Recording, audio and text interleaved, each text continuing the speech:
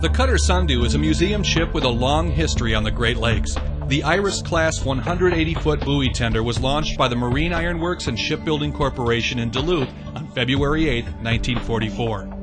Her first home port was Manitowoc, Wisconsin, where in 1947 its crew rescued 28 lives on the freighter Jupiter. The ship then transferred to Milwaukee and then north to Sturgeon Bay. In 1958, the Sundew moved to Charlevoix, Michigan.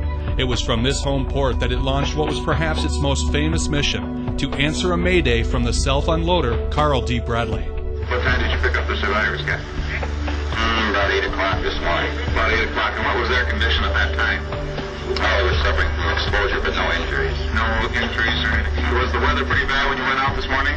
Yeah, she was just bumping and a bumping. Sundew found the first mate and watchman riding the waves on a life raft in northern Lake Michigan. They wanted food. I couldn't give them food. All the food in the galley was in the deck, on the deck.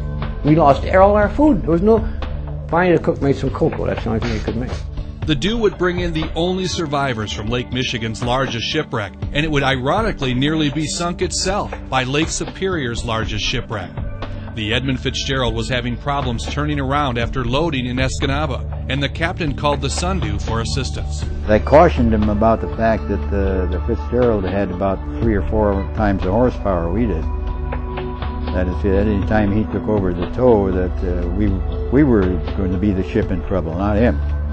He evidently kicked her ahead and put some good turns on the Fitzgerald, and boy, he darn near capsized us. We went over about 30 or 40 degrees, and fortunately we had an axe back there at the towing bit, and we chopped the towing line.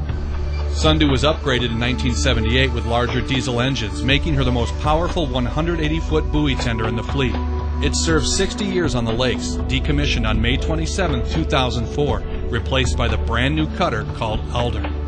The Sundew was launched in 1944 right here in Duluth, and it was stationed in this community as its home port since 1980. And it seemed only fitting that the Sundew would remain here after decommissioning as a floating museum.